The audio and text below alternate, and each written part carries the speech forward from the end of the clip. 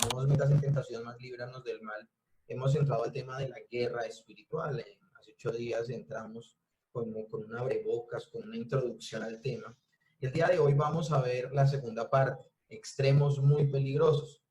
Un enemigo en medio de una guerra es el que tenemos que afrontar. Por eso Efesios capítulo 6 en el verso 11 dice vestidos de toda la armadura de Dios para que podáis estar firmes contra las acechanzas del diablo. El apóstol Pablo es puntual al decirnos que batallamos con alguien, con una persona, con un ser personal, con un ser en particular. Entonces, debemos entender que la palabra diablo es una palabra griega que significa el calumniador, el acusador. En hebreo, esta palabra se puede traducir como Satán o Satanás, que significa el enemigo. Por eso es que Pablo mismo declara que la preparación para la guerra es fundamental para permanecer firme. La semana pasada veíamos y establecíamos el siguiente punto. Hace 8 días atrás dejamos claro, existe una guerra.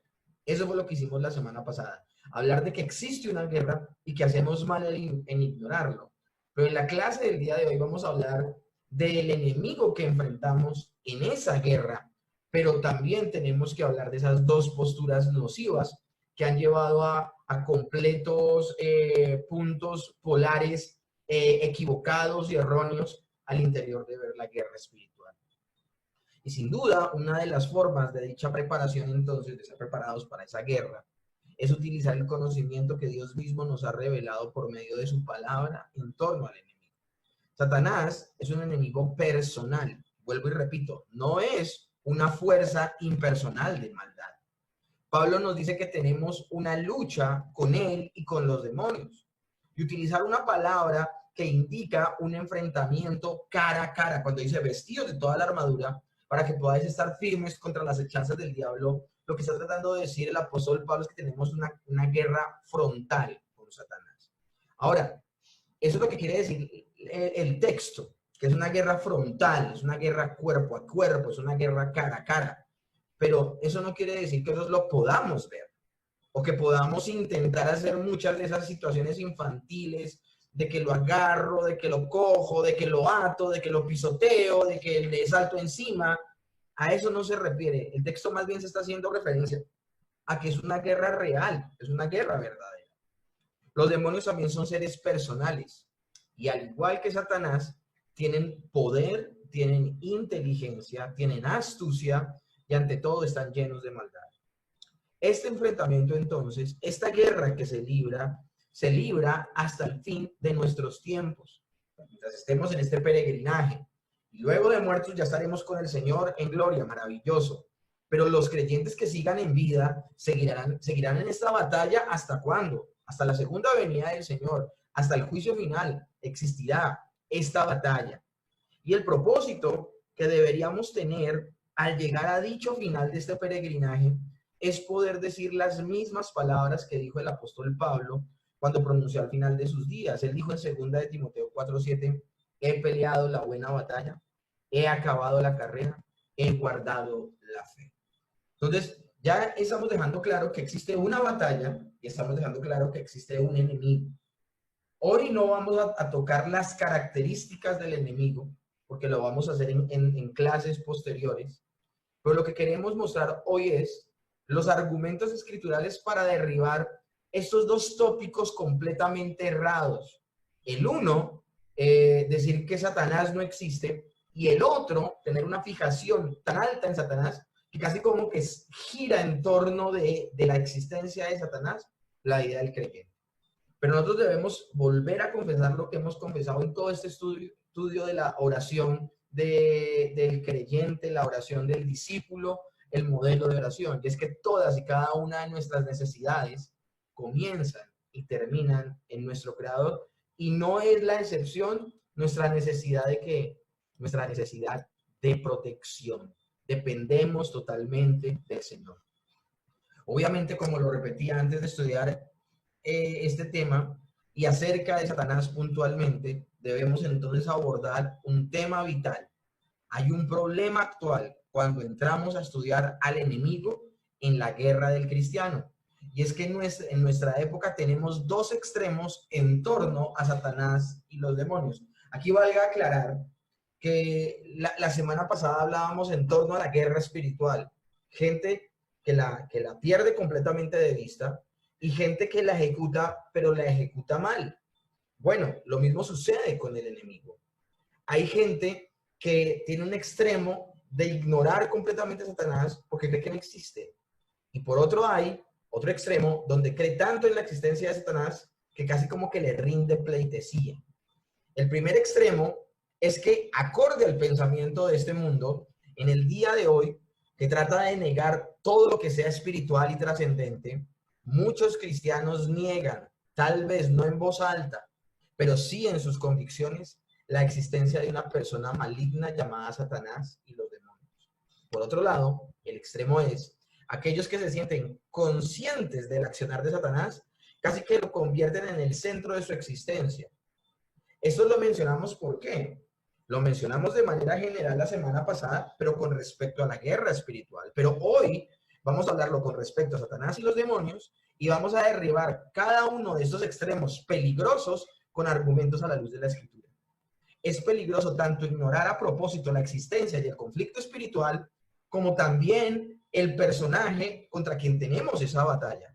Pero también es una situación muy grave, crítica y peligrosa entronar al diablo en un lugar que no le pertenece y pensar que actúa de manera independiente de Dios. Hay creyentes que le echan la culpa de todo al diablo y a veces ellos mismos no asumen sus propias responsabilidades. Entonces, los cristianos estamos obligados a atender a todo el consejo de Dios y su consejo es pelear la buena batalla en primer aspecto, pero también no ignorar las acechanzas o las maquinaciones del diablo. Entonces, la semana pasada hablamos de que está establecida una guerra, es real, pero tenemos que ejecutarla y tenemos que estar en ella como lo dice la Escritura y con las armas espirituales y la protección que nos dice la Escritura que tenemos y que debemos echar mano de ella.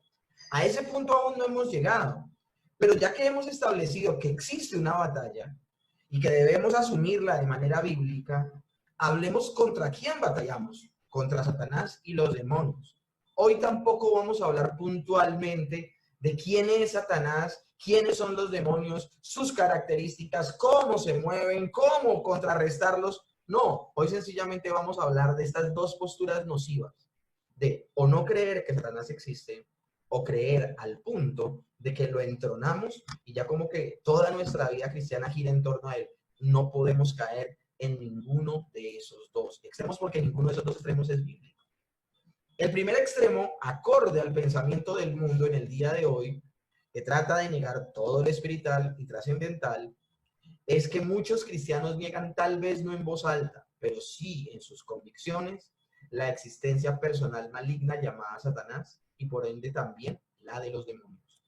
Y eso son mentiras que Satanás hace para que las personas pues lo ignoren y él pueda trabajar más libremente. Yo trabajaba en un colegio ya hace como 7 años atrás, un colegio en Cali, y en ese colegio habían unos compañeros que estudiaban en un seminario teológico de aquí del Valle del Cauca, muy conocido, es una universidad, mejor dicho, pero lamentablemente, aunque es un seminario teológico, una universidad que tiene un importante, según el Ministerio de Educación, programa de teología, y supuestamente ellos son bautistas, o sea, son protestantes. Lamentablemente lo que se enseña, la cátedra que se enseña desde ese seminario es terrible, influenciada por la teología liberal. Y uno de mis compañeros se me acercaba y me decía precisamente esto que estoy leyendo allí. Él sí no hacía parte de ese grupo, que no es que lo niegue conscientemente, no, él sí lo negaba conscientemente. Decía, nuestro maestro nos enseñó que el término Satanás significa todo lo que se opone a Dios. Entonces no es una persona en particular, son una serie de situaciones en general. Y eso era terrible.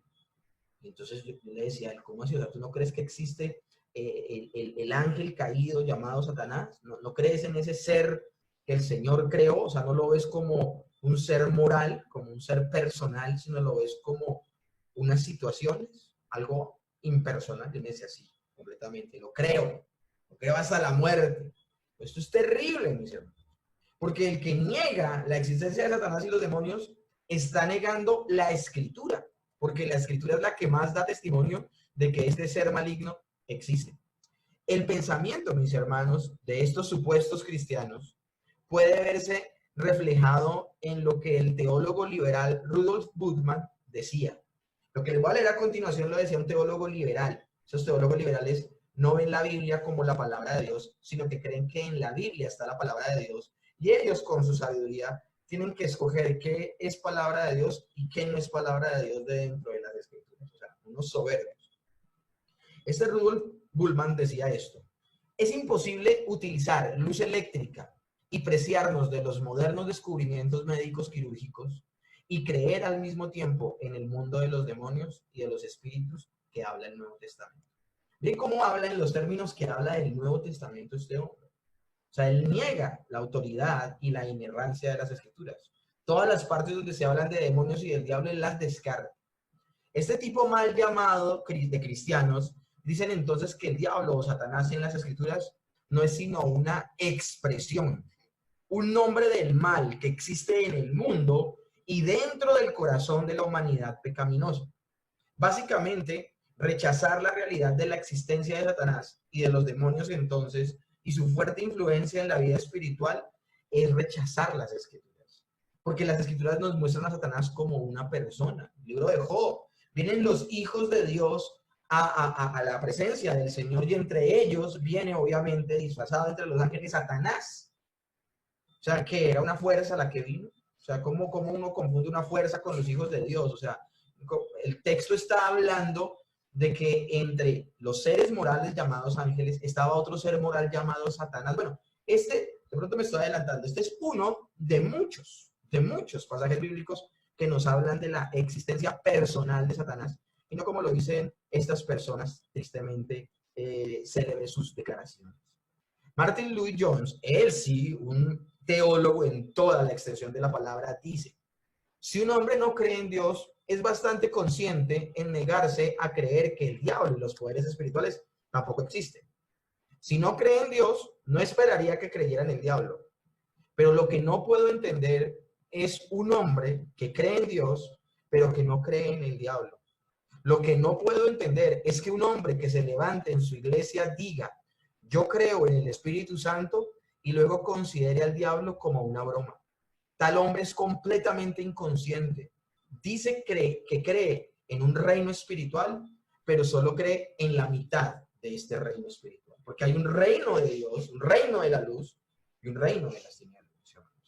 Charles Spurgeon, por su parte, decía: ciertos teólogos actualmente no creen en la existencia de Satanás. Es peculiar que los niños no crean en la existencia de su propio padre. Entonces él aún dice que un niño es consciente de que su padre existe, pero estos teólogos que profesan ser sabios, en realidad se hacen necios. En realidad se hacen necios. A mí me gustaría hacer un pequeño listado de todo lo que dice la Escritura acerca de Satanás. Y a propósito, puse esto así, palabra por palabra, para que nos diéramos cuenta. Listado de algunas cosas que las Escrituras afirman acerca de Satanás. Fue Satanás quien tentó a Adán y a Eva en el pecado, quien acusó a Job de servir a Dios por interés y quien lo afligió con angustia y también a nivel mental. Quien deseó robar el cuerpo de Moisés, fue quien incitó a pecar a David, quien acusó a Josué, el sumo sacerdote, de pecado. Satanás fue quien tentó a Jesús a pecar durante 40 días en el desierto. Satanás fue quien tenía lisiada a una mujer por 18 años. Ustedes se acuerdan de los evangelios, una mujer jorobada. Fue el que incitó a Pedro a oponerse a la muerte de Jesús en la cruz. No te acontezca esto, no vayas a la cruz, ten compasión de ti mismo, dice la palabra, que fue incitado por Satanás, esa propuesta que le hizo Pedro a Jesús. Palabras más, palabras menos, no hagas la voluntad de Dios. Pero también el diablo fue quien pidió permiso para zarandear a Pedro como trigo. Fue quien puso en el corazón de Judas traicionar a Cristo y después entró en él. Fue quien llenó el corazón de Ananías para mentir contra el Espíritu Santo. Fue Satanás quien atormentó a Pablo con un aguijón en la carne.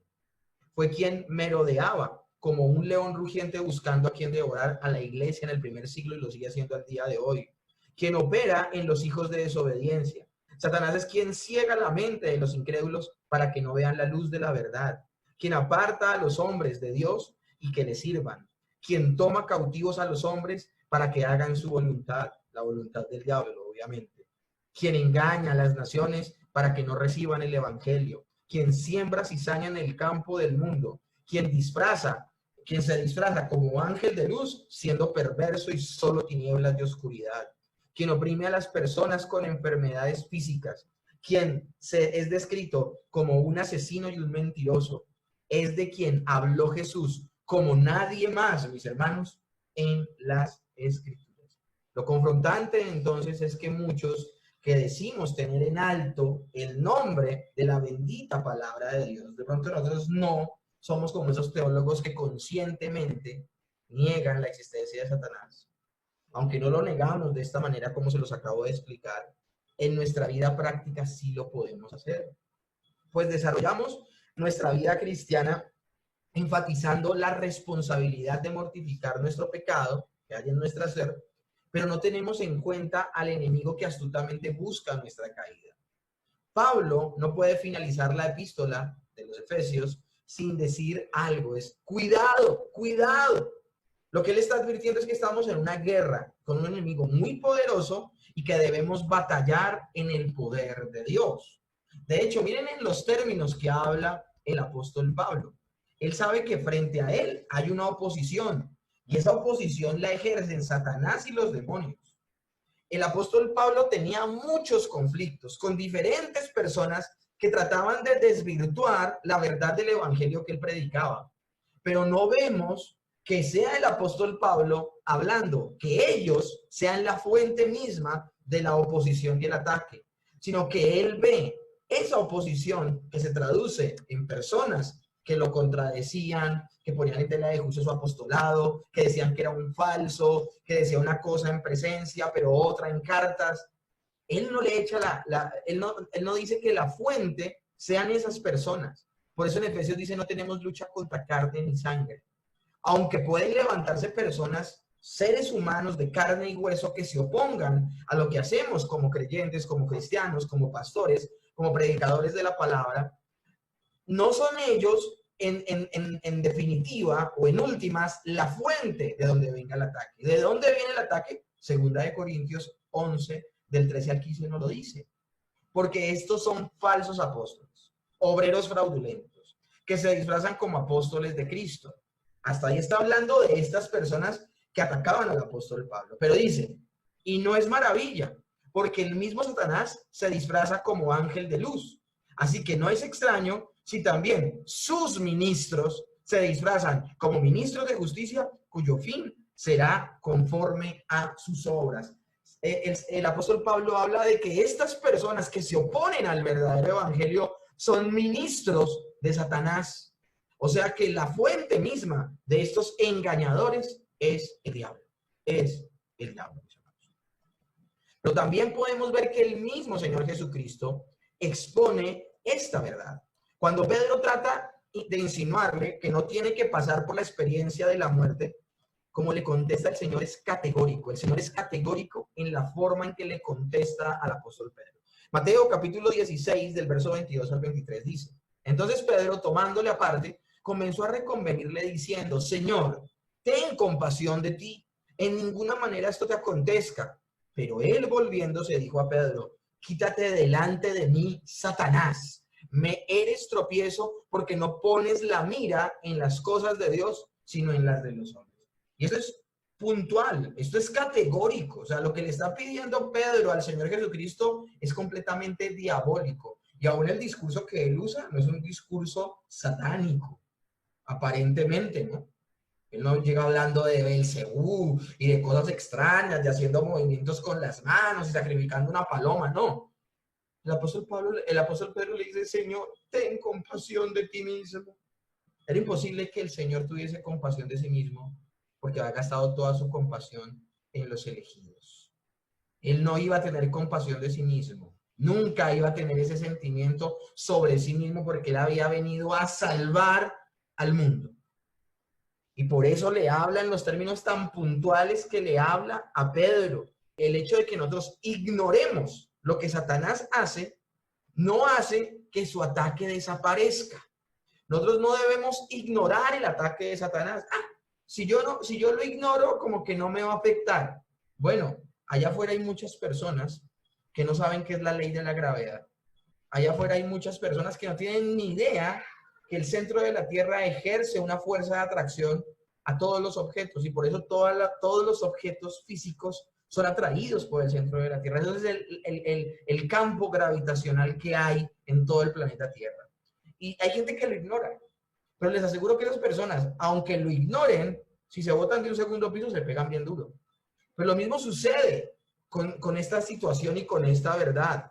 Hoy somos nosotros los que tratamos de desvirtuar el accionar de Satanás. Hay dos formas de hacerlo. Una, entendiendo que el Señor lo venció, tomando nuestras armas espirituales y todo lo que el Señor nos ha brindado para oponernos a Satanás, pero nosotros no podemos desvirtuar el accionar de Satanás ignorándolo. No lo podemos hacer. Algunos achacan a Satanás la responsabilidad personal de sus acciones pecaminosas. Y a veces, viendo nosotros eso, hablando de los creyentes bíblicos, a veces nosotros vemos cómo la gente es tan irresponsable de decir, no, es que yo no pequé, sino fue un demonio el que me tomó e hice eso.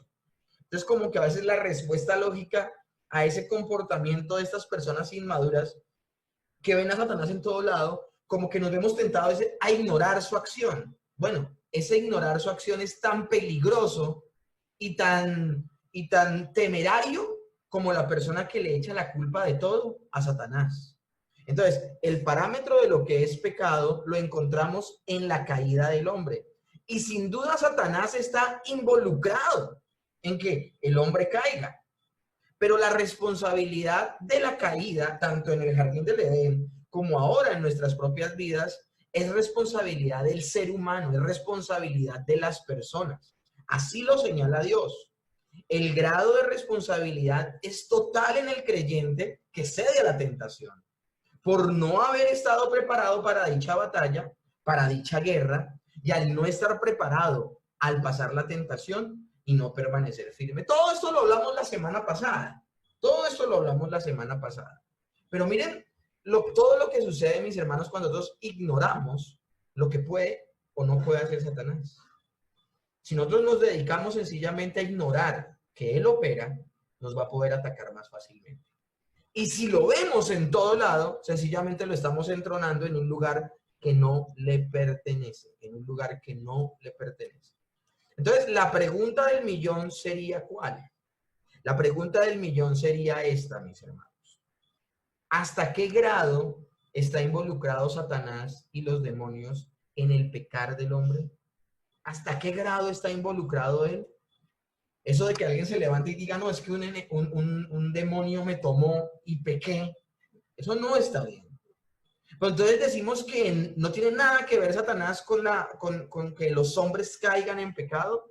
Bueno, la respuesta a esa pregunta es la Escritura, la relación. Y la relación es muy estrecha. El grado de influencia de Satanás sobre los hombres para que pequen es muy alto. Desde la caída del mismo Adán y Eva hasta el juicio final, allí estará Satanás presente y todo no es casualidad.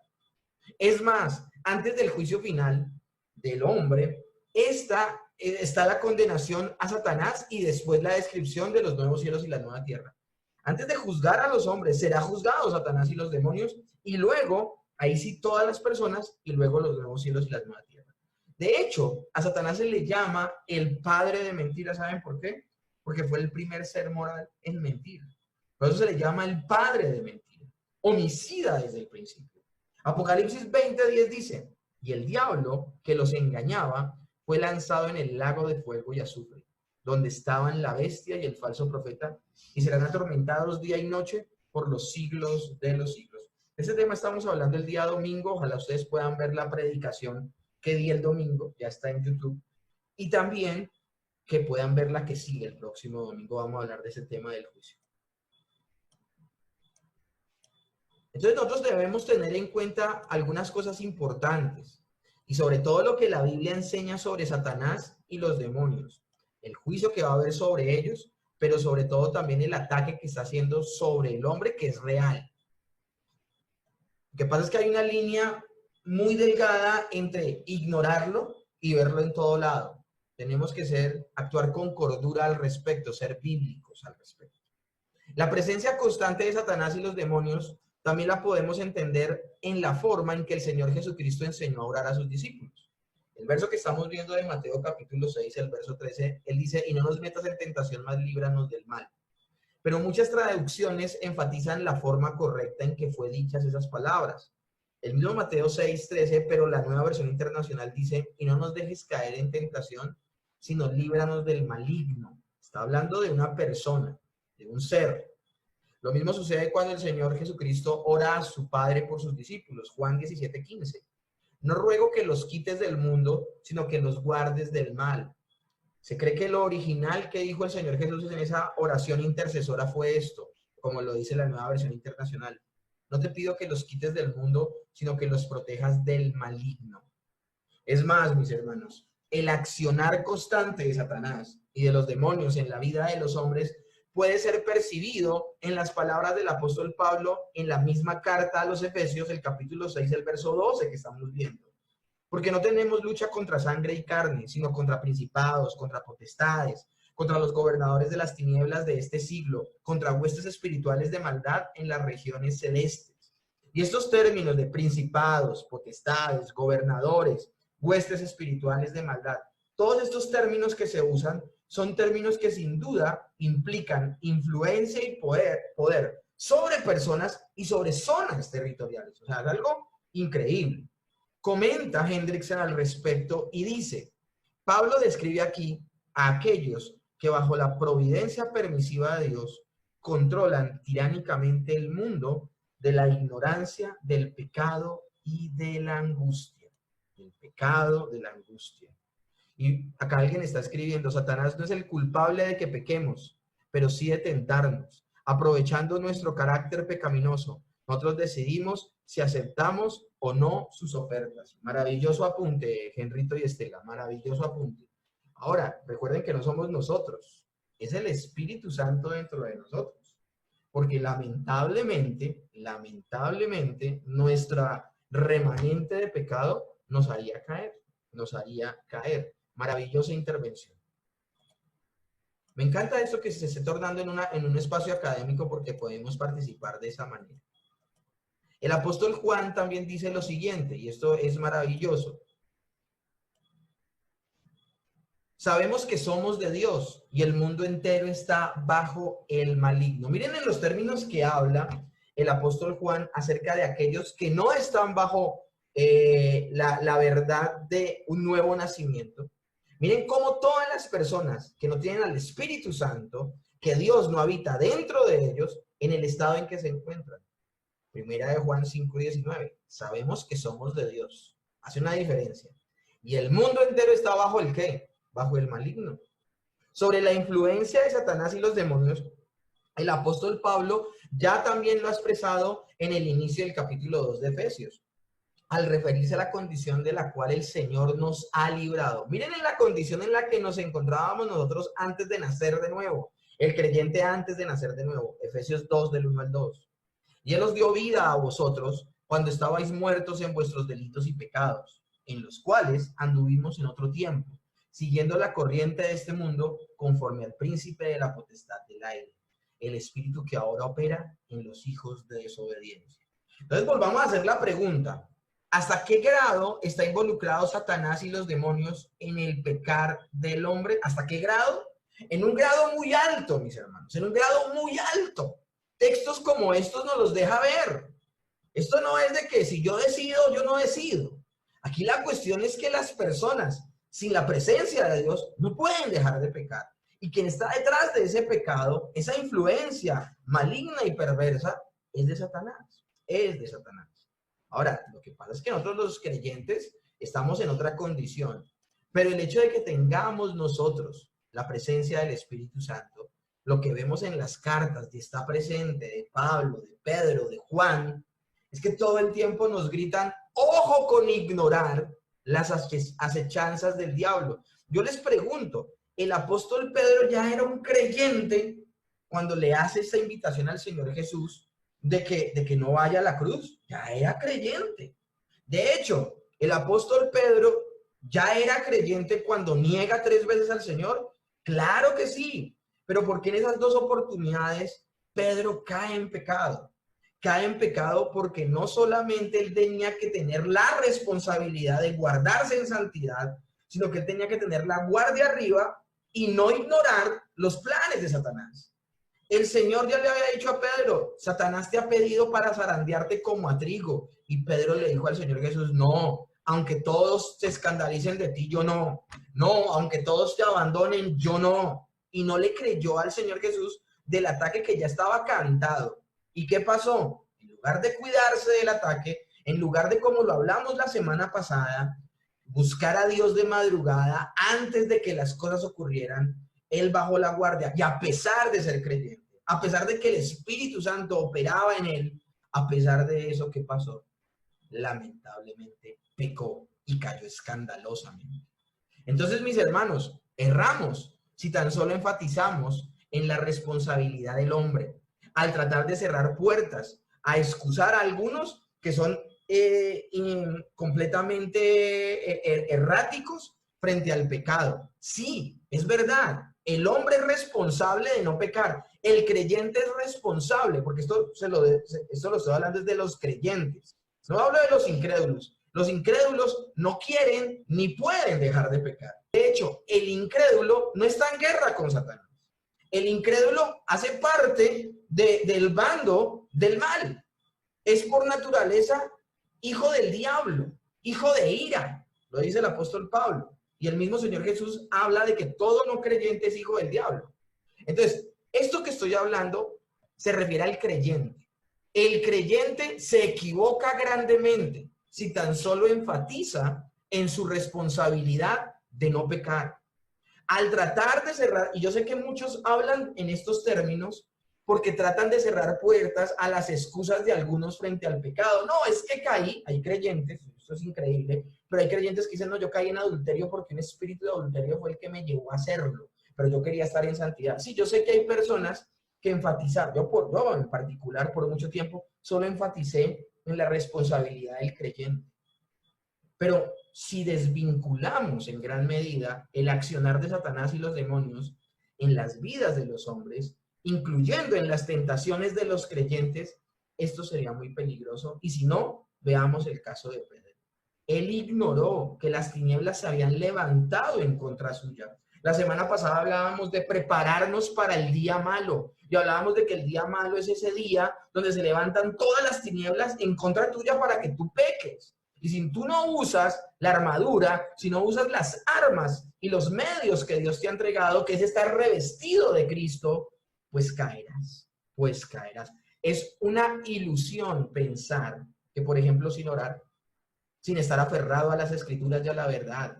Y eso lo vamos a ver cuando estudiemos toda la armadura de Dios. Vamos a ver qué significa cada parte de la armadura y cómo eso hace parte vital de nuestra fe. Sin tener todo eso claro, sin echar mano de esas herramientas, de esos medios y de esa espada que es la palabra de Dios, que es nuestra única arma que tenemos en contra de Satanás, pues no tendremos, o sea, el hecho de yo pararme y decir, no, es responsabilidad mía, no es suficiente.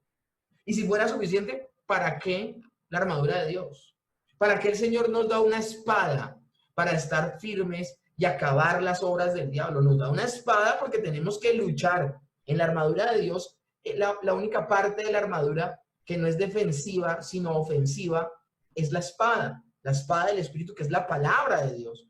O sea que nosotros podemos estar a la ofensiva. ¿Por qué? Porque nos van a atacar también.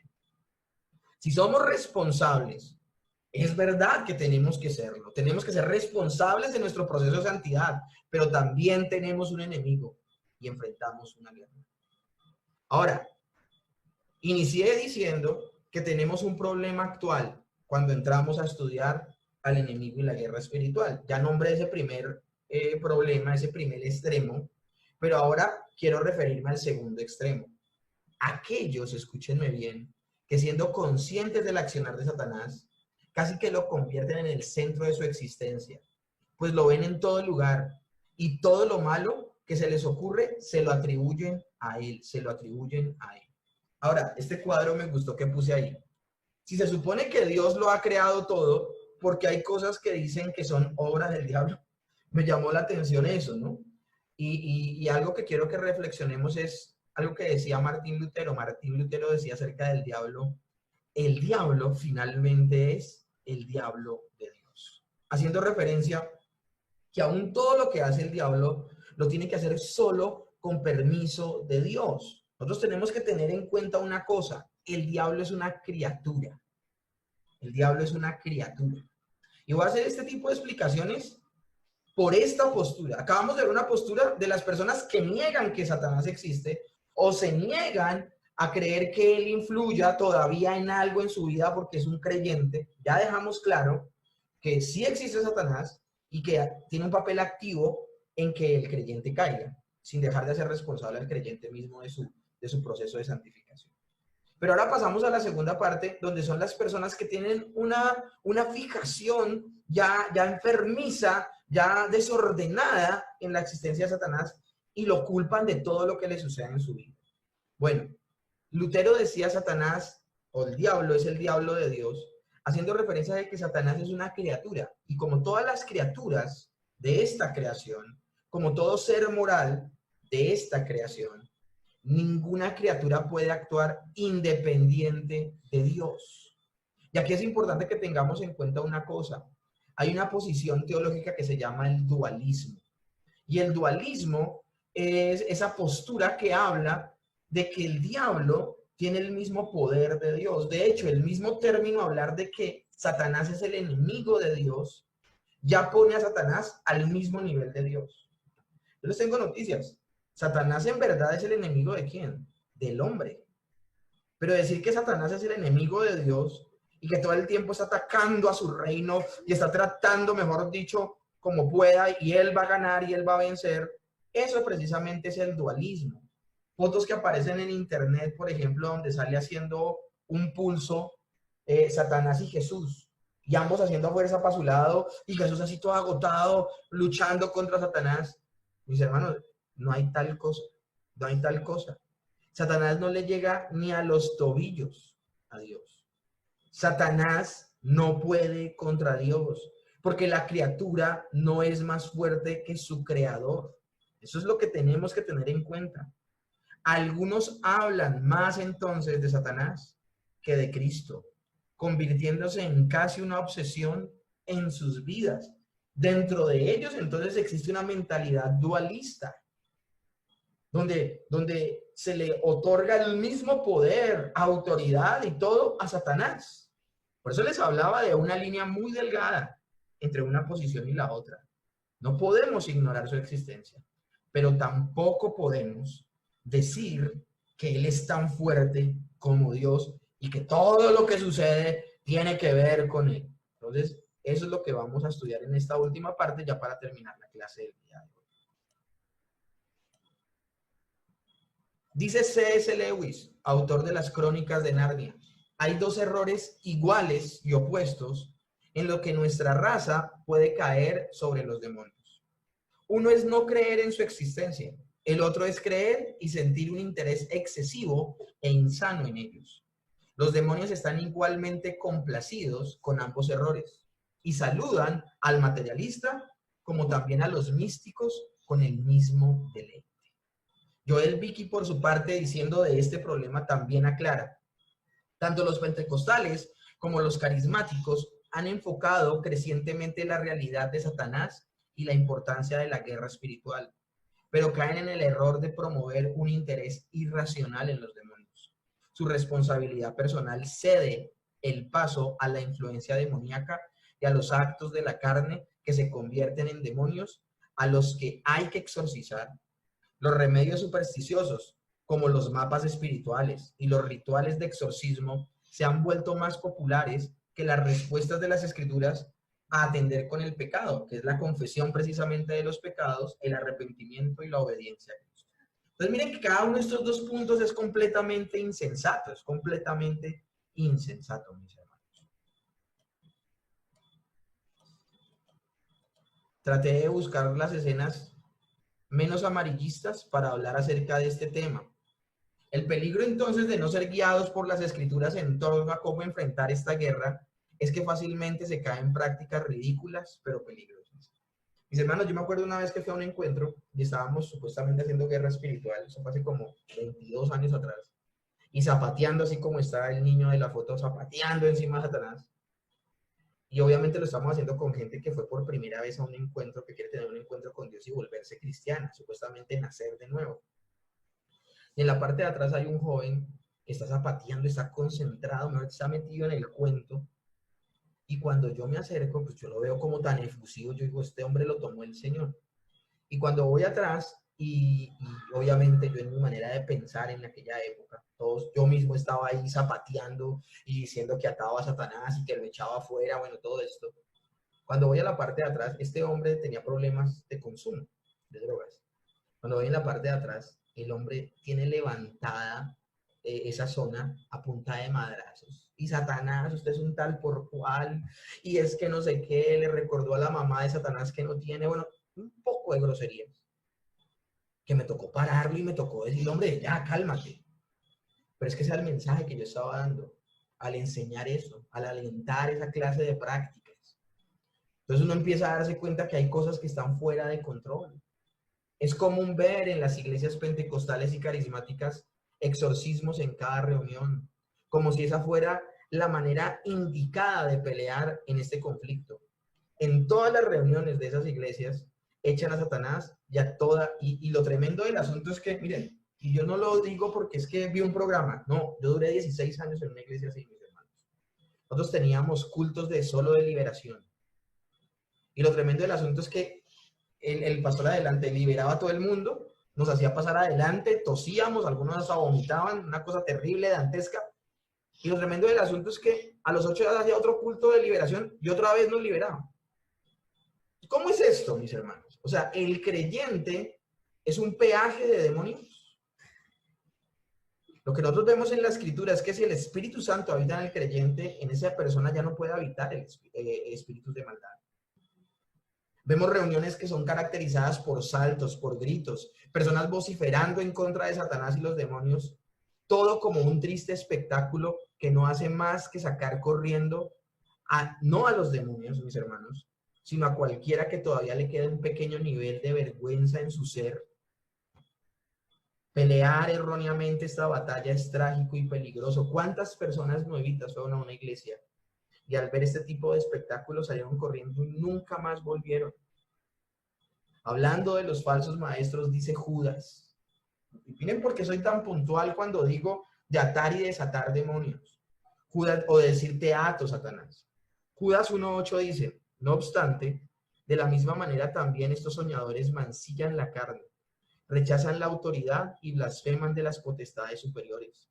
Pero cuando el arcángel Miguel contendía con el diablo, disputando con él por el cuerpo de Moisés, no se atrevió a proferir juicio de maldición contra él, sino que dijo, el Señor te reprenda. Pero estos blasfeman de cuantas cosas no conocen, y en las que por naturaleza conocen, se corrompen como animales irracionales. Judas, el autor bíblico, lo que está retratando acá es que compara a una persona que dice poder atar a Satanás. ¿Saben con quién lo compara?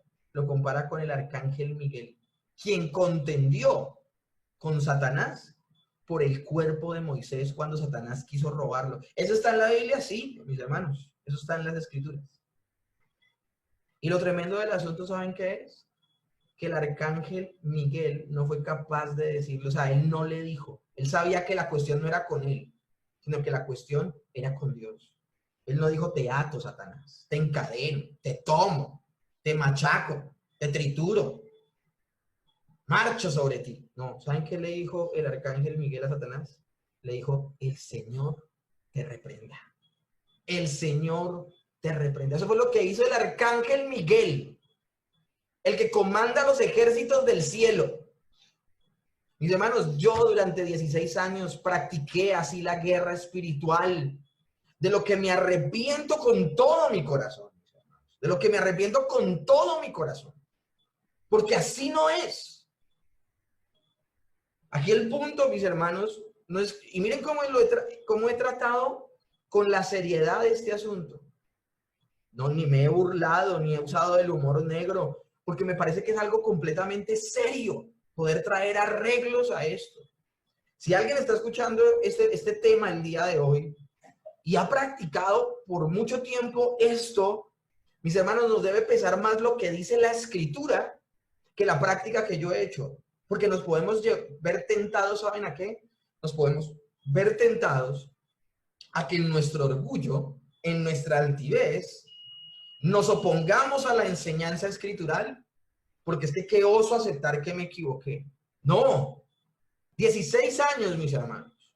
No solo lo practiqué, lo enseñé. A mí se me perdió ya la cuenta de los encuentros a los que fui guía espiritual o coordinador. Estoy hablándoles de casi 500, 600 encuentros. Fui como en 16 años de ministerio. Y siempre lo practiqué y aún lo enseñé. Y tengo que decirles que me arrepiento. Me arrepiento profundamente. Porque lo que vemos en los textos de las Escrituras es que no es así. El Señor no nos ha llamado a atar a Satanás. De hecho, el que venció a Satanás fue el Señor Jesucristo. Él fue el que lo venció. Esa no es la manera de pelear esta guerra espiritual. Por el contrario, es entrar en un terreno al cual los creyentes no hemos sido llamados a pisar. En ninguna epístola se nos direcciona a practicar exorcismos ni liberaciones, y mucho menos atar a Satanás. Dice Martín Lutero, mis hermanos, es que si vamos a contradecir a teólogos históricos, pues muy berraco, ¿no? Dice Martín Lutero, contrario a Cristo y los apóstoles, no podemos expulsar a los espíritus malignos de nosotros y no debemos siquiera intentarlo.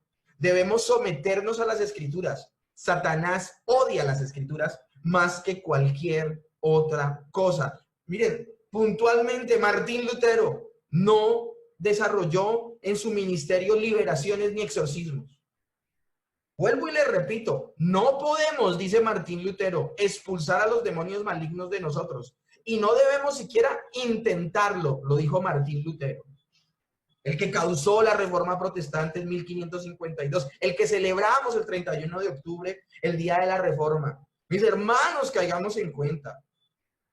Debemos someternos a las Escrituras. Y dice Martín Lutero, Satanás odia las Escrituras más que cualquier otra cosa. Y ahí les adelanto algo de la armadura de Dios. Por eso la espada del Espíritu es la palabra de Dios. ¿Cómo derrotó la tentación el Señor Jesús en el desierto? La derrotó diciendo, escrito está, escrito está, escrito está. De allí la parte del himno de Castillo Fuerte, de la autoridad de Martín Lutero. Castillo Fuerte es un himno que él compuso. Y él dice en ese himno, que muestre su vigor, Satán y su furor, dañarnos no podrá, pues condenado es ya por la palabra santa. Cuando citamos la Escritura, mis hermanos, no cuando marchamos sobre el diablo, o machacamos, o pateamos, o lanzamos, o hacemos, ¿cómo se llama eso? Mímica de una batalla que es espiritual y no física. No es que vencemos a Satanás. Satanás ya fue vencido por el Señor Jesucristo. Dice la palabra, él venció al que tenía el imperio de la muerte, y esto es al diablo, haciendo referencia a nuestro Señor Jesucristo. Él ya lo venció. Lo único que hacemos es enfrente del ataque es pronunciar la Escritura. Es la espada que el Señor nos ha dado para enfrentar este conflicto. De hecho, la Escritura nos da un ejemplo maravilloso. La Escritura nos da un ejemplo maravilloso. Dice así, Hechos 19, 13 al 16. Pero algunos de los judíos, exorcistas ambulantes, intentaron invocar el nombre del Señor Jesús sobre los que tenían espíritus malos, diciendo, os conjuro por Jesús, el que predica Pablo. Había 7 hijos de un tal Exebas que practicaban eso, judío jefe de los sacerdotes que hacían esto. Pero respondiendo el espíritu malo les dijo, a Jesús conozco y sé quién es Pablo, pero vosotros, ¿quiénes sois? Y el hombre en quien estaba el espíritu malo, saltando sobre ellos y dominándolos, pudo más que ellos, de tal manera que huyeron de aquella casa desnudos y heridos. Entonces aquí viene la pregunta del millón, mis hermanos. Aquí viene la pregunta del millón. Bueno, y es acá donde tenemos que dejar nosotros de ser místicos y ser bíblicos. Mis hermanos, yo les voy a pedir perdón por haberme extendido un poquito en el culto del día de hoy. Por eso le pedí el favor a Sergio que orara al principio, porque hoy iba a ser más académica la cosa. Acá no vamos a cerrar los ojos y patalear sobre Satanás. No vamos a hacer eso. Lo que vamos a hacer hoy es orar y pedirle al Señor que podamos poner en obra lo que acabamos de aprender, sencillamente. Aquí la pregunta del millón es bueno. Y es una pregunta que muchos se hacen y que tengo que decirles. Es una pregunta que nace de nuestra inmadurez espiritual. Y es esta. Bueno, ¿y por qué Jesús, por qué Pablo, por qué los 12 sí y yo no? ¿Por qué ellos sí y yo no? A mí este texto me llama la atención porque estamos hablando de gente del primer siglo que ya intentaba, escúchenme bien, intentaba sacar espíritus inmundos y no podían. Algunos han tomado este texto y dicen, no, pues es que ellos dijeron, en el nombre del Jesús que predica Pablo era porque ellos no eran creyentes. Bueno, ese no es el punto, mis hermanos.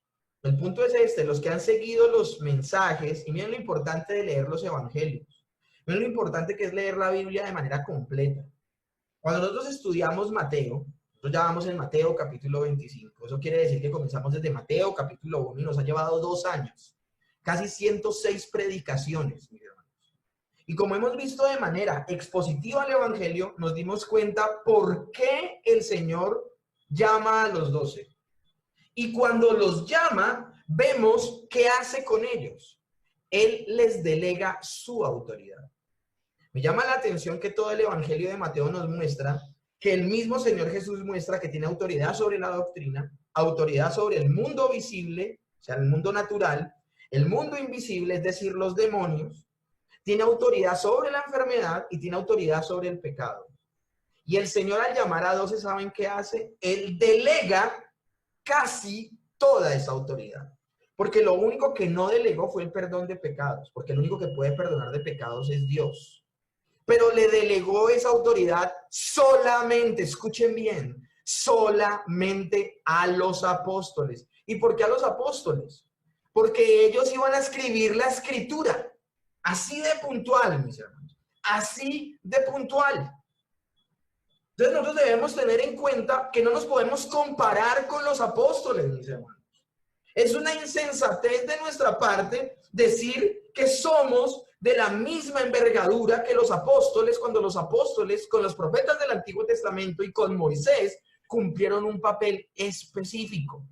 Entonces, ¿todos los creyentes pueden separar mares? ¿Pueden detener ríos? ¿Pueden detener el sol por un día como lo hizo Josué? ¿Todos los creyentes entonces pueden resucitar muertos? ¿Por qué creen que nosotros somos tan categóricos, mis hermanos, en decir que al día de hoy el Señor puede hacer milagros? Porque Él es soberano, Él no cambia, Él es igual ayer, hoy y por los siglos. Pero Dios es tan poderoso que al día de hoy puede hacerlo sin usarnos a nosotros. Porque Él ya no necesita señalarle a las personas que esa persona habla en nombre de Dios, porque un verdadero siervo de Dios al día de hoy no habla de suyo. El Señor no necesita ya al día de hoy ratificar que lo que está diciendo el predicador es cierto, porque el predicador tiene la labor de predicar lo que ya está escrito. Lo que ya está escrito ya está ratificado, ya está garantizado. Mientras que estas personas hasta ahora iban a escribir la escritura y por eso necesitaban demostrar en su vida la autoridad delegada por el mismo Dios. Por esa razón, mis hermanos, no nos podemos poner a la altura de los apóstoles. Ahora, los apóstoles nunca ataron a Satanás. La palabra de Dios dice, hasta los demonios se nos sujetaban. Ellos eran conscientes que cuando oraban por una persona, salían de ella los demonios, pero nunca, al igual que Miguel, ellos nunca se metieron con ese asuntico de Satanás. De hecho, es Jesús el que dice, yo vi a Satanás caer del cielo como un rayo, pero ellos no. Ellos no. Entonces, miren, mis hermanos, lo inmadura que ha sido la iglesia por años en este tema al respecto. Mis hermanos, el direccionamiento escritural no es expulsar o exorcizar, es resistir la influencia de Satanás y los demonios estando sometidos a Dios. Miren, Santiago 4:7, someteos pues a Dios, resistid al diablo y él huirá de vosotros. En este consejo que da el apóstol Santiago, nos apartamos de las dos posturas. Entendemos que Satanás existe, pero no lo entronamos al punto de que le echamos la culpa de nuestro pecado. No, tenemos un pensamiento bíblico donde en principio nos sometemos a Dios y viviendo la escritura y citándola y orando y viviendo en santidad, nos resistimos a Satanás y él termina huyendo de nosotros. Lamentablemente hay personas que solo ven a Satanás y supuestamente son creyentes. Pero por otro lado, hay creyentes que supuestamente solamente en sus fuerzas resisten el pecado. No, nos apartamos de esas dos posturas categóricamente. Y lo que tenemos que hacer es lo que dice Santiago. Nos sometemos a Dios viviendo una vida de obediencia. Resistimos al diablo, no cayendo en la tentación por el Espíritu Santo que vive en nosotros, por haber transformado nuestra mente y nuestros corazones con la palabra de Dios. Y precisamente él, al ver una mente renovada por la palabra y fortalecida en la oración con los medios de gracias, él terminará huyendo de ese creyente que quiere tentar. Uno de los peligros que traen las prácticas exorcistas a la iglesia del día de hoy puede llevar a una persona a alejarse de la realidad. De hecho, es muy peligroso hacerle creer a una persona que sus malas acciones y pensamientos se deben a una posesión demoníaca. Esta persona se puede obsesionar con ello y empezar a mostrar síntomas de falsa posesión, en la que de forma inconsciente imita los síntomas de una posesión real, incluyendo los cambios de voz y alteraciones aparentemente de la personalidad. Alguien me podría preguntar, bueno, y entonces todas esas manifestaciones en esas iglesias, miren mis hermanos, se los digo con conocimiento de causa, vuelvo y se lo repito, 16 años haciendo esas prácticas. La mayoría de ellas son falsas. La mayoría de ellas eran falsas. Ahora, en ese poco de encuentros a los que fui, como en 4 o 5, yo vi de verdad una manifestación demoníaca. Y en una de esas fue hasta el pastor, el apóstol, el profeta. Creo que fue en un reencuentro donde se ungían líderes y se le manifiesta un demonio a una niña. Una cosa terrible.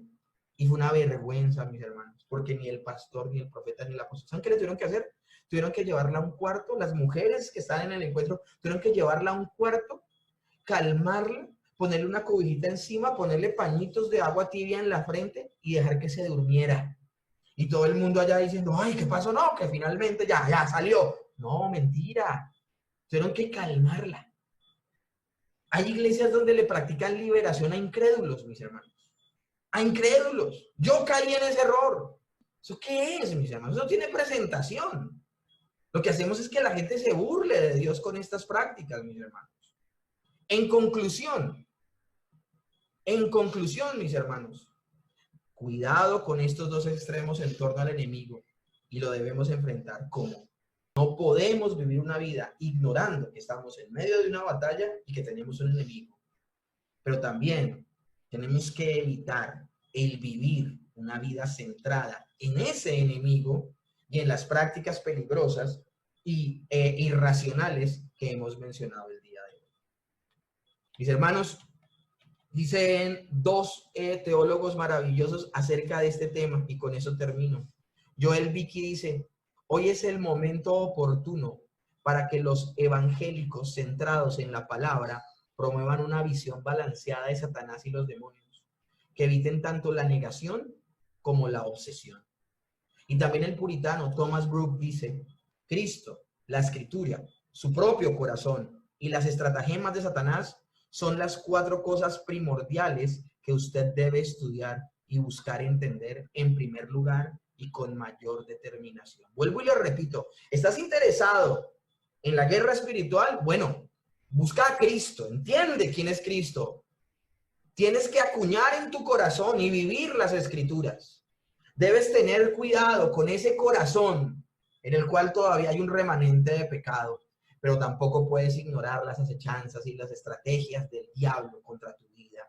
En eso debemos concentrarnos para poder librar la guerra espiritual y poderla ver la victoria en Cristo Jesús, mis hermanos. En este día, mis hermanos, vamos a orar. Vamos a poner este tiempo en las manos de Dios. Señor, en esta noche te damos muchas gracias por tu palabra. Te damos gracias, Señor, porque eres bueno, porque tu misericordia es para siempre. Y te pedimos que, como dice en la carta a Romanos, Señor, a los romanos, Señor, que tú transformes nuestra manera de pensar por medio de la renovación de nuestro entendimiento. Que comprobemos cuál es tu buena voluntad, agradable y perfecta, Señor. Que podamos en el nombre de Jesús librar la buena batalla, como lo decía el apóstol Pablo, finalizar esta carrera de la fe cuando nos llames a tu presencia, habiéndonos mantenido firmes contra todas las maquinaciones y todas las tentaciones que haya enviado Satanás contra nosotros. Señor, si el creyente no tiene un ataque por parte del enemigo, ¿para qué entonces una armadura? Si solo depende de nuestra responsabilidad de guardarnos en santidad, entonces ¿por qué nos diste una armadura? El tema ha sido puesto en la mesa, es completamente claro y diáfano. No podemos ignorar que Satanás y sus huestes de maldad existen, pero tampoco podemos hacerlo nuestro Dios y asumir que todo es culpa de él. No, Señor. Vamos a enfrentar la guerra espiritual con fe, siendo escriturales, pero también siendo maduros en la manera de asumir nuestras responsabilidades. Y una de ellas, Señor, es precisamente acudiendo a las Escrituras y no pensando más allá de lo que está escrito. Señor, también aprovecho esta noche para pedir perdón por cada una de las prácticas, Señor, a través de las cuales se han tomado como burla la iglesia de Dios, Señor. Te pedimos perdón por cada vez que caímos en la mentira. Y aún, Señor, como dice el libro de Judas, pretendimos, Señor, sin entender y siendo irracionales, pretendimos estar a la altura de un conflicto espiritual que solo tú asumes en primera instancia. Tú nos hablas, Señor, de citar la Escritura. Tú nos hablas de llevar la armadura de Dios, pero no nos has llamado a atar a Satanás. No nos has llamado a hacer exorcismos ni liberaciones. Todo lo contrario, nos has llamado a perseverar en la obra del Espíritu Santo. Eres tú quien da vida a las personas. Eres tú quien gesta el nuevo nacimiento. Y entre el nuevo nacimiento eres tú quien trae libertad. No somos nosotros. Decir que una persona puede traer libertad de demonios a otra persona es decir que uno es el que convierte. Que a través de la predicación el predicador tiene el poder de convertir a las personas. Señor, el predicador humildemente predica la Escritura y eres tú, si te place, quien trae nuevo nacimiento y vida eterna a las personas. Eres tú entonces también quien trae libertad al que se ha encontrado en cautividad. Y esa libertad viene, es por la obra de Cristo. No por nuestros gritos, ni nuestros pataleos, ni nuestras actuaciones de una guerra que para nada es física, sino solo espiritual. Señor, te damos muchas gracias en el nombre de Jesús, porque nos estás trayendo de las tinieblas a tu luz admirable. Ese es el principio de poder ganar, o más bien de poder reclamar la victoria que tú ya ganaste en la cruz del Calvario.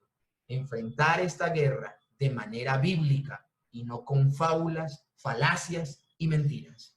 En el nombre de Cristo Jesús. Amén.